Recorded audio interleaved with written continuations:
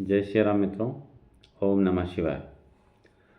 मित्रों, जो कुछ भी आप गुरु के द्वारा सीखते हैं, क्योंकि गुरु का जो रोल होता है हमारे जीवन में काफ़ी महत्वपूर्ण होता है, और गुरु के द्वारा हम जो कुछ भी सीखते हैं वो कहीं ना कहीं हमारे लिए अमृत का काम करता है। क्योंकि जिसके ऊपर गुरु की दृष्टि पड़ गई वो समझ लीजिए जो है उसका जीवन धन्य हो जाता है। और गुरु की कृपा पात्र होने वाला व्यक्ति कभी किसी चीज़ में डिफीट नहीं खाता है, कभी किसी चीज़ में असफल नहीं होता है, यदि वास्तव में उस व्यक्ति के ऊपर गुरु की महान कृपा है। तो कहते हैं कि गुरु जहाँ बैठते हैं वहाँ की चीज़ों को कमी करते हैं, लेकिन जहाँ देखते हैं वहाँ अमृत बरसता है। अमृत अगर गुरु लग्न में बैठ जाएं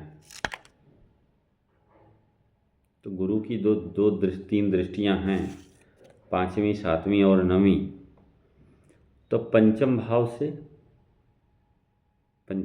पर पड़ रही है पांचवीं दृष्टि, सातवीं दृष्टि सप्तम भाव पर और नवीं दृष्टि नवम भाव पर पड़ती है।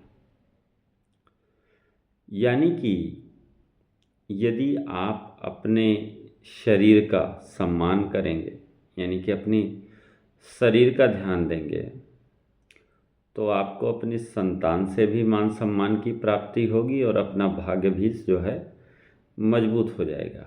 यानी कि अपने व्यक्तित्व पर यदि काम करेंगे, अपने शरीर पर काम करेंगे, तो आपके बच्चे भी आपको मान सम्मान देंगे और आपके बच्चों के द्वारा भी आपको मान सम्मान की प्राप्ति होगी। वहीं आपके पिता के द्वारा और भाग्य के द्वारा भी मान सम्मान की प्राप्ति होगी। क्योंकि गुरु कोई व्यक्ति नहीं है, गुरु एक तत्व है, एक भाव है, एक श्रद्धा है, एक आस्था है। जैसे हमने किसी से कुछ भी सीखा तो उसके लिए हमारे अंदर कृतज्ञता का भाव होना चाहिए। वो अगर सामने आ जाए तो कहीं ना कहीं उसको प्लेजर देना है, सम्मान देना है। तो जब हम ये काम करते हैं तो कहीं ना कहीं उसकी ब्लेसिंग हमारे ऊपर आती है, गुरु की ब्लेसिंग हमारे ऊपर आती है। और हम जब कभी संकट में पड़ते हैं तो वो ब्लेसिंग ही हमारा काम करती है, हमारे ऊपर मान सम्मान को बढ़ाती है। ज्योतिष की अगर हम बात करें तो या जिन भी शास्त्रों की बात करें, ऐसा कहा भी गया है कि गुरु गोविंद दो खड़े काके लागों पाई, बलिहारी गुरु आपने गोविंद दियो बताई। मतलब गुरु का स्थान जो है वो ईश्वर से बढ़कर है, क्योंकि ईश्वर तक पहुंचाने की जो कड़ी होती है वो गुरु ही होती है, कोई आम आदमी नहीं होता है। कोई भगवान डायरेक्ट आपसे मिलने नहीं आ जाएगा जब तक गुरु ने रास्ता नहीं दिखाया होगा। गुरु के दिखाए हुए रास्तों पर चल करके आप ईश्वर तक पहुंचते हैं, तो वो बात होती है गुरु की। और यदि गुरु की कृपा है तो आपका देव भी कुछ भी नहीं बिगाड़ सकते। ठीक है, गुरु आपकी सुरक्षा के लिए होते हैं, एज ए प्रोटेक्टर होते हैं। और गुरु का जो गुरुता है, ग्रेविटेशनल फोर्स है, वो हमेशा आपके ऊपर आने वाले संकट को अपनी तरफ खींच लेता है। ठीक है, ऐसा पूर्व में हुआ भी है कि कुछ सालों पहले गुरु की तरफ पृथ्वी की तरफ एक एस्टेरॉयड्स आ रहा था और रास्ते में गुरु के ग्रेविटेशनल फोर्स के नाते वो पृथ्वी पर नहीं आ पाया। तो कहने का मतलब यह है कि जहाँ हम रह रहे हैं पृथ्वी पर, हम मानव हैं, हम जीव हैं, और हमारे ऊपर आ रहे संकट को गुरु ने अपनी तरफ खींच लिया। ठीक है, तो गुरु का यदि सानिध्य है तो आप कुछ गलती भी कर जाते हैं तो आपको वो चीज़ें भोगनी नहीं पड़ती। गुरु कहीं ना कहीं उस गलती को ख़त्म कर देता है, उस अंधकार को ख़त्म कर देता है और आपके अंदर एक ज्ञान रूपी प्रकाश का वातावरण डेवलप करता है। जब पहली बार हम अपने गुरु जी के यहाँ गए, गुरु जी के पास गए, तो जिन्होंने हमको वहाँ तक पहुँचाया था उन्होंने कहा कि आप यहाँ कुछ भी करके आ जाएंगे तो आपका कोई कुछ बिगाड़ नहीं सकता। हमने कहा कुछ भी करने का तो कोई सवाल नहीं है, हाँ रही बात इतने प्रभावशाली व्यक्तित्व के सानिध्य में हम रहेंगे तो अच्छी बात है। और वहीं गुरु जी हमारा कदम कदम पर प्रोटेक्टर बन के रहते हैं। आज भी हमें जब उनकी ज़रूरत होती है तो हर कदम पर खड़े रहते हैं। लेकिन ये है कि आपकी आस्था होनी चाहिए गुरु के लिए।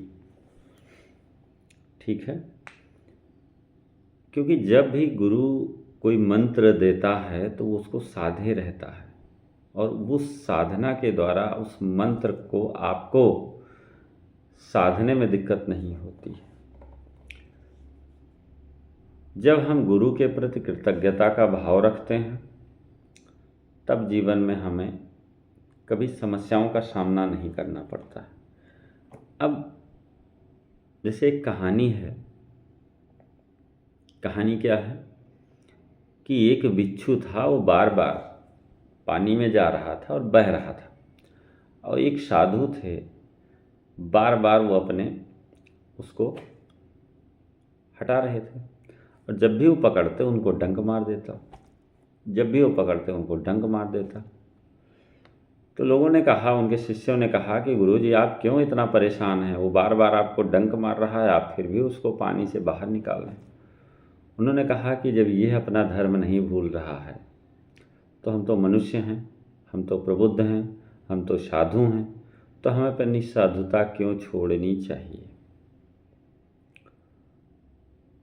तो कहने का मतलब यह है कि गुरु का सानिध्य बहुत आवश्यक है। अगर आप गुरु खराब कैसे होते हैं, गुरु रुष्ट कैसे होते हैं, आप यदि अपने गुरु से कुछ सीखें और कल को उन्हीं को कुछ बताने लगे, मतलब आप उनकी कृतज्ञता नहीं बल्कि कृतज्ञहीन हो गए, आपकी नैतिकता का पतन होने लगता है, आप अनैतिक होने लगते हैं। आपका गुरु जब खराब होना होता है तो आप अनैतिक होने लगते हैं, कहीं ना कहीं आप अपने गुरु को ही अपमानित करते हैं। ऐसी तमाम घटनाएं इतिहास में भरी पड़ी हैं। जैसे महापद्म नंद जब चाणक्य को अपमानित किया बीच सभा में तो उसकी रक्षा करने वाला कोई मिला, जब गुरु को ही अपमानित कर दिया तो उसकी रक्षा करने वाला कोई नहीं मिलने वाला है। तो गुरु जहाँ भी रहेगा वहाँ से आपकी चीज़ों की रक्षा करेगा। जैसे गुरु द्रौपदी के गुरु 6वें स्थान में थे और 6वें स्थान में गुरु बैठ करके पंचम दृष्टि से उनके 10वें स्थान को देख रहे थे। 10वां स्थान आपके मान सम्मान का भी होता है, तो आपके मान सम्मान की रक्षा हुई। क्यों? क्योंकि 5वीं दृष्टि आपके 10th हाउस पर है, 10वां घर मान सम्मान का होता है। गुरु की दृष्टि यदि आपके लग्न पर पड़े या फिर लग्नेश पर पड़े, 10वें स्थान पर पड़े या फिर 10वें पर पड़े, तो आपके मान सम्मान की रक्षा जरूर करते हैं, क्योंकि मान सम्मान ही गुरु है। सूर्य क्या है? फेम है, कीर्ति है, यश है। कहने का मतलब यह है कि अगर गुरु जिस भाव में हैं उस भाव का यदि आप मान सम्मान करते हैं, जैसे मान लीजिए गुरु दूसरे घर में बैठ गए आके, तो दूसरे घर में आप बैठते हैं तो आप अपने परिवार के मान सम्मान को लेके चलते हैं, परिवार को एक साथ लेके चलते हैं, परिवार का मान सम्मान करते हैं, तो आपके जीवन में ना तो कभी रोग आएगा, ना रिपू कोई परेशान कर पाएंगे, और ना ही कभी जो है आपको कर्जों में डूबना पड़ेगा। क्योंकि वहाँ आप त्याग पहले कर चुके होते हैं, परिवार के लिए बलिदान पहले दे चुके होते हैं। तो जब भी आपके ऊपर कोई ऐसा संकट आता है तो परिवार आपका खड़ा हो जाता है। तीसरे भाव की अगर हम बात करें तो तीसरा भाव आपका पराक्रम का है। आप खूब मेहनत करिए, आप खूब मेहनत करेंगे तो आपको अपनी पत्नी से सम्मान मिलेगा, आपको अपने पिता से भी सम्मान मिलेगा, और आपको अपनी फ्रेंड सर्कल से भी, आप अपने आपके जो क्षेत्र है वहाँ से भी सम्मान मिलेगा। लेकिन पराक्रम करेंगे तभी। चतुर्थ भाव यानी कि सुख का भाव, सुख का भाव यानी कि माता का भाव। माता को सम्मान दीजिए तो आपकी इनकम अचानक बढ़ेगी, पिता का सम्मान बढ़ेगा, और यही नहीं, आप की जो है आप की मुक्ति भी होगी। यदि आप फिफ्थ हाउस में बैठ करके गुरु पांचवी दृष्टि से नवम भाव को देख रहे हैं और नवीं दृष्टि से लग्न को देख रहे हैं, यानी कि आप अपनी बुद्धि का, सूक्ष्म बुद्धि का प्रयोग करिए, अपनी शिक्षा पर ध्यान दीजिए, अपनी संतान पर ध्यान दीजिए, आपको भाग्य का भी साथ मिलेगा और आपके अपने व्यक्तित्व का भी विकास हो जाएगा। ये सारी चीज़ें होती हैं।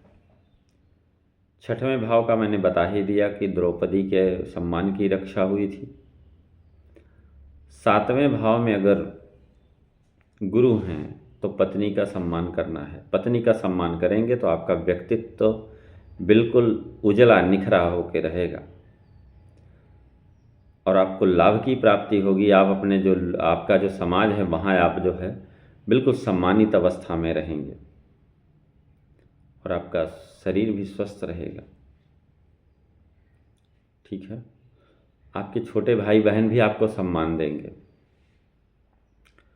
अष्टम भाव में गुरु हैं तो आठवां घर किस चीज़ का है? आठवां घर अकल्ट का है, ज्योतिष का है, तंत्र मंत्र का है और पत्नी के घर वालों का है। तो आप इन सारी चीज़ें अगर करते हैं और पत्नी के घर वालों का सम्मान करते हैं तो आपका 12वां घर मजबूत हो जाएगा, आपका दूसरा घर मजबूत हो जाएगा, यानी कि धन भाव, धन की प्राप्ति होगी, और दूसरा भाव से ले करके आपको सुखों की भी प्राप्ति होगी।